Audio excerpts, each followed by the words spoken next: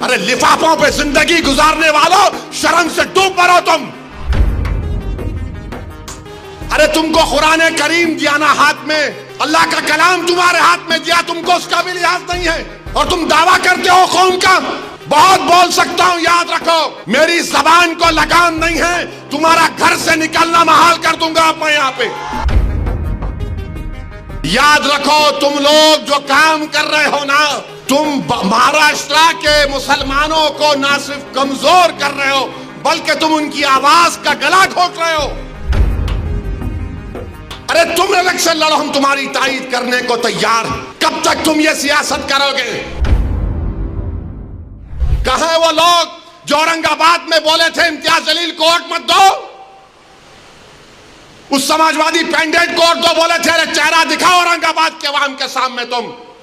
अरे लिफाफों पे जिंदगी गुजारने वालों, शर्म से डूब मरो तुम। मेरे घर को आए थे, मेरे घर को आए थे हैदराबाद को, बगैर बोले मेरे घर को आए। मैं वक्फ के बिल की मीटिंग में जा रहा था, पलट मेरा गार्ड फोन करा के साहब इतने लोग आए, मिला। घर पे आए तो मैंने कहा कि मेरा घर इतना बड़ा नहीं है, आप लोग 20 लोगों को ले लीजिए। 20 लोगों को बिठाया, वो बात करे, मैं बात करा, लेटर लिख के दिए, इनको टिकट दो, मला मैं गौर करूंगा।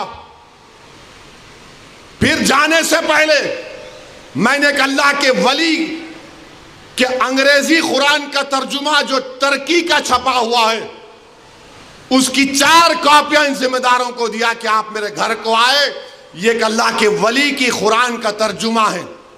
एक एक के हाथ में दिया तो औरंगाबाद जाके बोले हम घर को गए थे, हमारे को चाय तक नहीं पिलाए। अरे आप पहले से बोल देते तो नान खलिया खिला देता मैं आपको। मेरे को नहीं मालूम था कि तुम मेरे घर को खाना खाने आ रहे।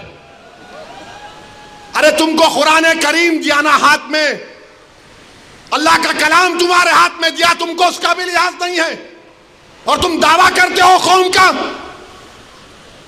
बहुत बोल सकता हूं, याद रखो मेरी जबान को लगाम नहीं है, तुम्हारा घर से निकलना महाल कर दूंगा मैं यहां पे। मेरे भाई इमाम शाफई मुफ्ती साहब बैठे हुए, इमाम शाफई रहमतुल्लाह अलैह का जमाना है। एक दौलतमंद ने कहा कि अगर अल्लाह मेरे को बेटी देगा तो जब उसकी शादी करूंगा दीन और दुनिया की दौलत उसको दूंगा। जब बेटी की शादी का मौका आया, उलमाए किराम के पास गया, उलमाए किराम ने कहा कि नहीं तू नहीं दे सकता, दीन और दुनिया की दौलत तो कैसे देगा, तेरी कसम गलत हो गई। इमाम शाफई के पास गए, इमाम शाफई बोले बहुत आसान है। इमाम शाफई रहमतुल्लाह अलैह ने कहा तेरी बेटी की शादी कब है? उसने कहा फलां दिन है। बोले मैं आ रहा हूं, चला जा। इमाम शाफई पहुंचे, इमाम शाफई रहमतुल्लाह अलैह ने कहा कि आसान है। वो बोला कि हज़रत शादी तो हो गई, क्या है बताओ? बोले कुरान अपनी बेटी को दे दे, दीन और दुनिया की दौलत उसको दे चुका। मैं उनको दिया, 4 कुरान दिया उनको और बोल के दिया कि आप मेरे घर को आए, मुझे पता नहीं है, मैं वकीलों की मीटिंग में जा रहा था, पलट कर आया आपके लिए, ये कुरान करीम का तोहफा आपको दे रहा हूं। अरे तुमको ओवैसी से मजलिस से नफरत है मगर कुरान करीम की तो अजमत का तुम लिहाज रख लेते। मैं ये बात इलेक्शन में बोल सकता था मगर खामोश बैठे रहा, मगर आज मजबूरन बोलना पड़ रहा है। याद रखो तुम लोग जो काम कर रहे हो ना, तुम महाराष्ट्र के मुसलमानों को ना सिर्फ कमजोर कर रहे हो बल्कि तुम उनकी आवाज का गला घोट रहे हो। अरे तुम इलेक्शन लड़ो, हम तुम्हारी तायीद करने को तैयार।